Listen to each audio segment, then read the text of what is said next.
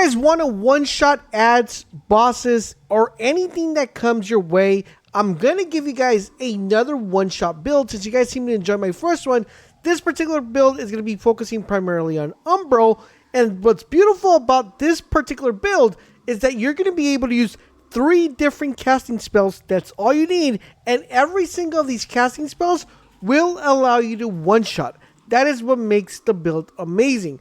As you're seeing right now in the footage, fellas, you're seeing me destroy 2 of the hardest bosses super easy, super fast, and from distance. That's what makes this build amazing. And if you get people coming close up to you, you're able to nuke them. So what I'm going to be calling this build, this is going to be called the Umbral Nuke build, because it's going to pretty much decimate anything that stands your way, and you're going to be able to one-shot everything you wanted to go ahead and one-shot. That's what you're going to be able to do.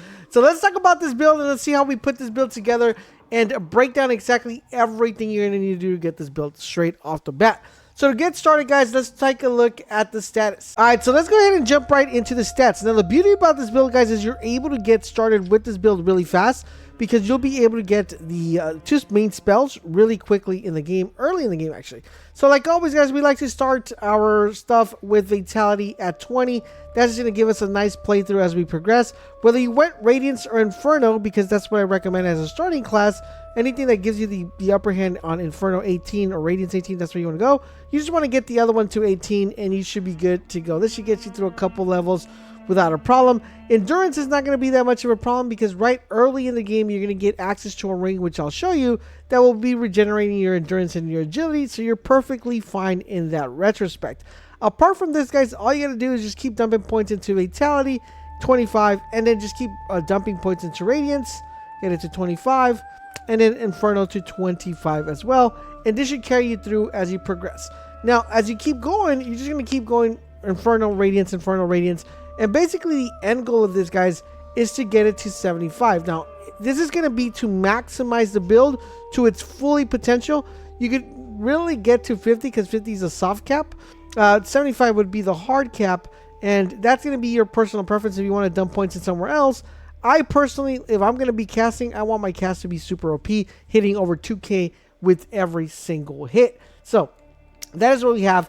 Next, we're going to go ahead and get a Vitality to 30. That is this nice sweet spot here, because you're able to pick up more Vitality from as you're progressing throughout the game, from rings or from catalysts or anything like that. So you should be good with that. All right, so next up, guys, we're just going to dump the rest of the points into Endurance.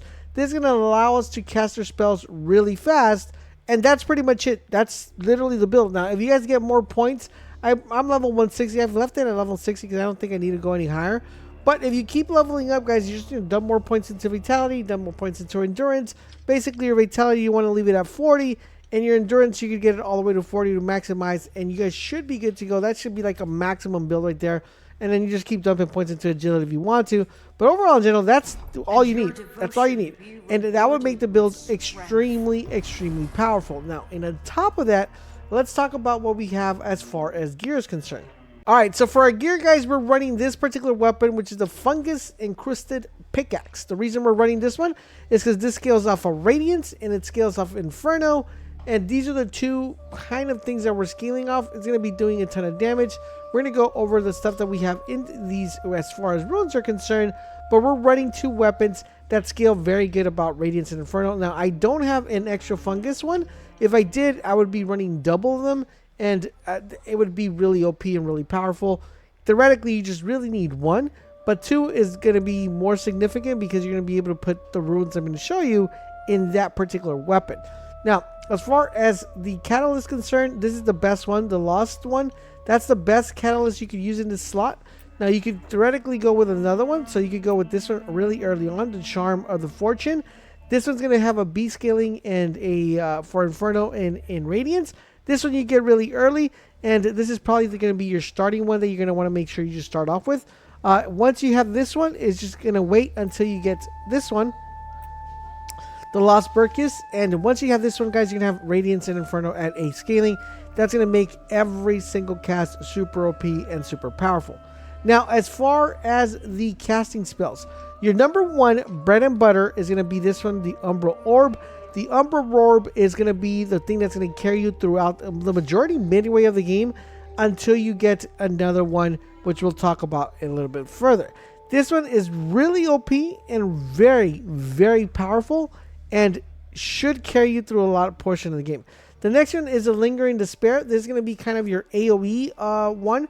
And this is going to be very important because it's going to allow you to nuke a bunch of enemies really close to each other really fast and really easy. Each little orb is going to be doing about 800 damage to like 700 to 800 damage.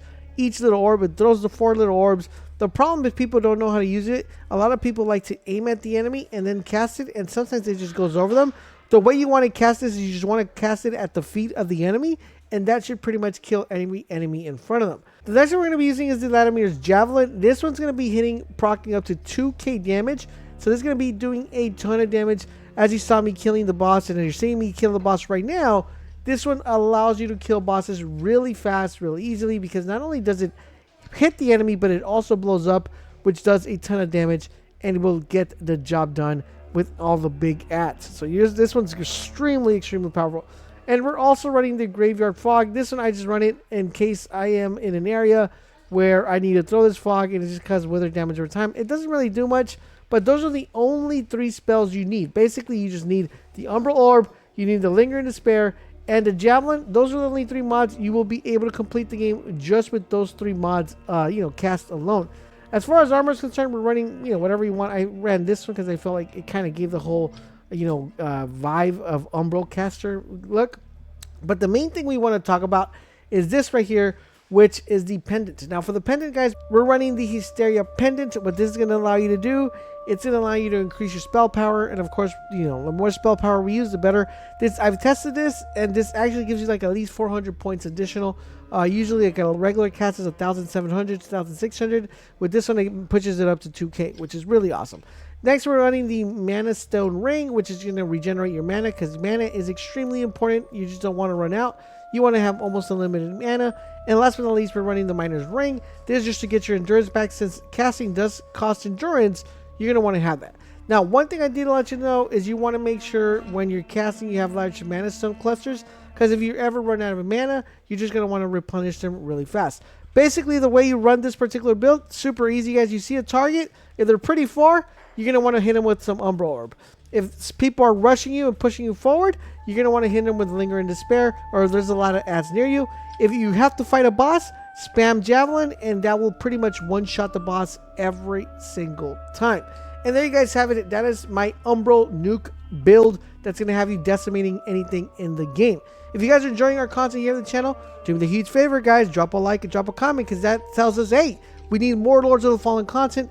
And also, don't forget to check out our second channel, which we have more Lords of the Fallen content as well. Links are down below. Thank you guys for watching, and I'll catch you guys on the next video.